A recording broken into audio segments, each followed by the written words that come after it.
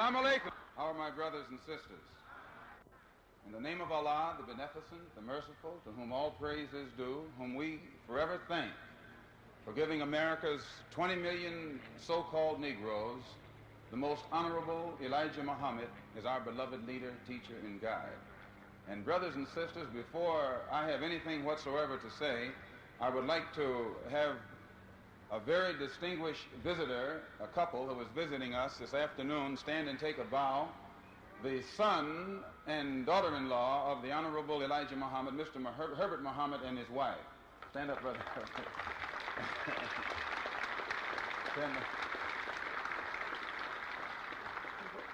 Brother, human characteristics that we find missing in the so-called Negro communities today. And fifth, we want to then examine the other efforts and methods that have been used and are still being used in a futile effort to solve this problem. And last, we then want to offer and explain the solution that God has given to the Honorable Elijah Muhammad, which is complete separation and immediate separation of the slave master and his slave. And as Muslims here in America, we regard the condition of the black man here as modern slavery. We don't look upon anything that was done by Lincoln and those people back there as having any effect upon the condition of freedom or enslavement that the black people experienced in those days and time. But first we would like to let you know who is this group that's always referred to as black Muslims. Actually, the followers of the Honorable Elijah Muhammad, we don't call ourselves black Muslims as such. This is a name that was invented by a so-called Negro preacher named Reverend C. Eric Lincoln, who was a preacher, a Methodist preacher down in Atlanta, Georgia, whom the white man selected and sent to Boston University, where he did some research on the work of the Honorable Elijah Muhammad here in America. After Reverend Lincoln finished his study, he wrote a thesis, and after it was accepted, he was called a doctor. I guess he's a doctor of Muslimology, and he developed his thesis into a book called The Black Muslims, and today the white man calls us the black Muslims, not because we are black people who are Muslims, but he tries to make it look like we are black Muslims, something distinct, separate, and apart from the Muslims in Africa and Asia. Because the number one tactic that the white man has always used when he wanted to suppress and oppress and exploit has been divide and conquer. So he tries to divide us from the Muslims abroad. He tries to divide us from our own people here in this country. His constant tactic or effort to create division and get at us has been a failure, thanks to Almighty God, Allah. As Muslims, we are the same as the people who call themselves Muslim. We are Muslims because our religion is the religion of Islam. And there are 725 million people in the dark world, primarily in Africa and Asia, whose religion is the religion of Islam. 725 million people in the dark world who 5 times a day turn toward Mecca and bear witness that there is no God but Allah, and Muhammad is the apostle of Allah. In the language of our forefathers, as the Honorable Elijah Muhammad has taught us, they say, Ashhadu la ilaha illallah wa ashhadu anna Muhammadan Rasulullah.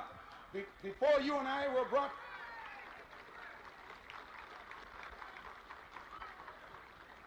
the white man didn't never want you to say.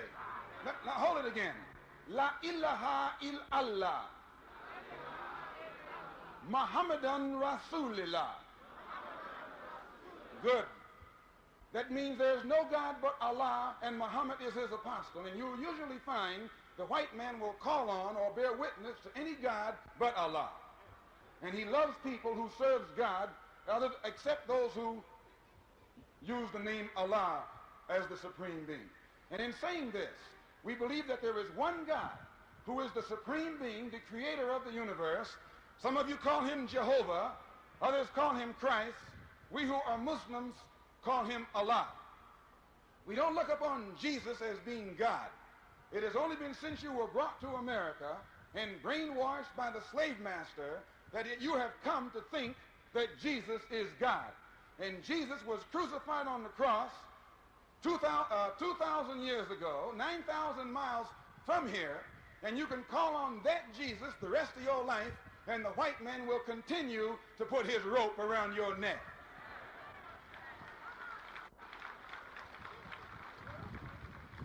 But in the Bible, please, in the Bible, the Honorable Elijah Muhammad teaches us that there is one God. He has one religion, and that he gave this one religion, the same religion, to all of his prophets, which means Abraham was a Muslim, Lot was a Muslim, Noah was a Muslim, Moses was a Muslim, Daniel was a Muslim, Jesus was a Muslim. All were Muslims, all practiced the religion of Islam, and all were black men. None of them were white. You cannot name one prophet, please, you cannot name one prophet in the Bible that came from Europe. No prophet came from Europe.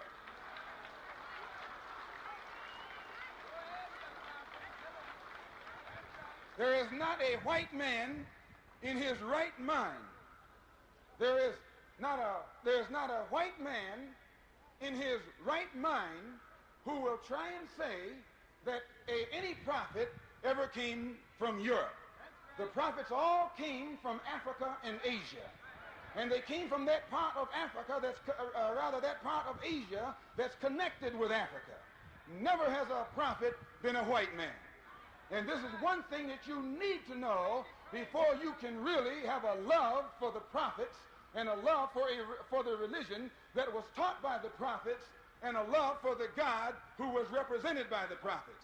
And this is the purpose of the Honorable Elijah Muhammad being in America, to let the black people in America know the true religion that was taught by the prophets of old. I would like to say, before going any farther, the son of the Honorable Elijah Muhammad has to leave, and I would like to recognize his presence and ask him if there is anything he'd like to say before he leaves. I do think that if his father knew he was here, he'd want him to have something to say. Come up here.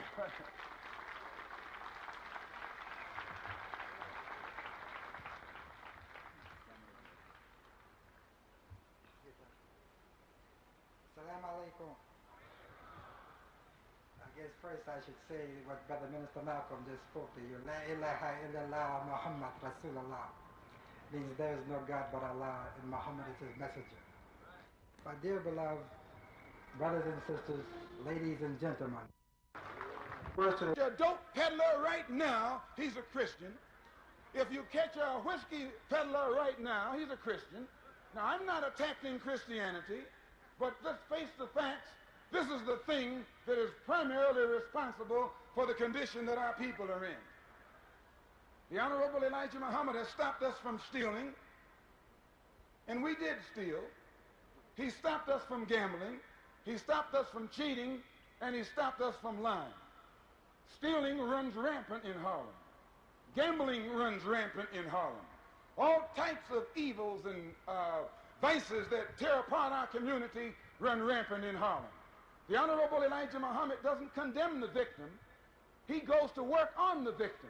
He doesn't say that all of you should go to jail because you have fallen victim to the evils that white man has brought into the community. He teaches you and me the religion that God has given to him as the only cure for the evil habits the white man has brought here among us. Profanity, you don't find it among Muslims. He stopped us from using profanity, from being boisterous, from being rude and loud, and encourages us to be courteous, mannerly, and to exercise discipline and respect for authority at all times. He teaches us to obey the law, to respect law enforcement officers, as long as these law enforcement officers respect themselves and respect the law that they represent. The Honorable Elijah Muhammad has eliminated laziness from among his followers. He teaches us to be thrifty, channel our money that we earn in an intelligent direction. He has taken us out of the tavern. We don't throw our money away there. He has taken us out of the bars and the nightclubs. We don't throw our money away there. We don't stand on the corner now without a job.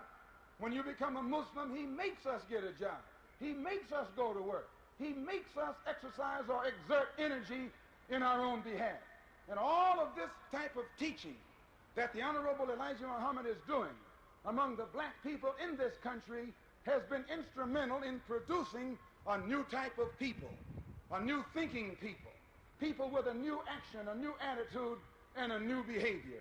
And even the worst critics of the Honorable Elijah Muhammad, though it hurts their heart to do so, have to admit that he has made better people out of those of us who follow him, better than we were before we became his followers.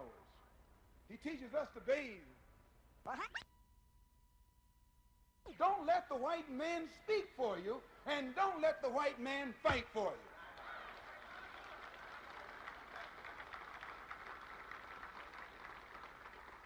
you. The Honorable Elijah Muhammad teaches us that it is time for you and me to stand up for ourselves. It is time for you and me to see for ourselves. It is time for you and me to hear for ourselves. And it is time for you and me to fight for ourselves. We don't need anybody today speaking for us, seeing for us, or fighting for us. We'll fight our own battles with the help of our God. The Honorable Elijah Muhammad says, seek good, don't seek evil. Try to please God. Forget trying to please the devil. Make yourself acceptable to God instead of being so worried about being acceptable to the devil. Try and integrate with God instead of trying to integrate with the devil. Devil means an adversary. Adversary is that which is against you. Anybody that opposes your freedom is a devil. Anybody that opposes justice for you is a devil. The devil is the one who brings the alcohol. The devil is the one who brings the dope. The devil is the one who brings the reefer. Cigarette away from you, you get the shakes. You can't do without it. That cigarette that you smoke is as much dope or narcotic as a white gorilla named Uncle Sam. Because Uncle Sam gets his cut. One of his largest sources of revenue is the cigarette tax. One of his largest sources of revenue is the whiskey tax. Let the devil go by.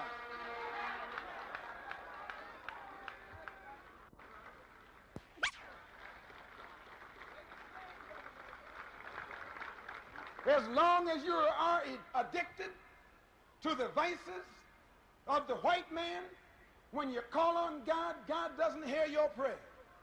And the white man knows it. But the white man also knows that when you clean yourself up, straighten yourself up, and get on God's side and call on God, God has got to answer your call. God today is going to destroy the devil. God's purpose is to destroy the devil. God's plan is to destroy the author of sin and evil and indecency and immorality. The Honorable Elijah killing of our beloved brother Ronald T. Stokes. Ronald Stokes was not the least among the followers of the Honorable Elijah Muhammad. He was one of the highest. He was the secretary of our Los Angeles mosque. And as we explained in that rally on May, many of you thought that we should go right on out then and make war on the white man. You wanted to do it yourself, didn't you? Didn't you? You wanted some action then, didn't you? Because you don't like the idea of white people shooting black people down, do you? And you're ready to do something about it, aren't you? We know you are. And the white man should be thankful that God has given the Honorable Elijah Muhammad the control over his followers that he has, so that they can play it cool, calm, and collected, and leave it in the hands of God. This was explained at the last rally. That 9 of our brothers were indicted in Los Angeles for crimes that they weren't guilty of the same headline that said 9 Muslims indicted, the same paper, I should say, that headlined the fact that 9 Muslims were indicted, also headlined the fact that a jet had crashed on the way to Los Angeles with 45 of those people on it.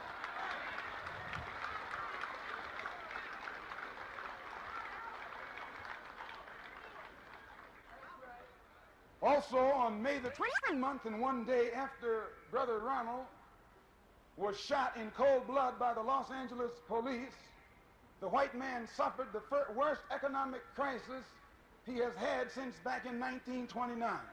He called it Black Monday. The stock market went down. And when you hit the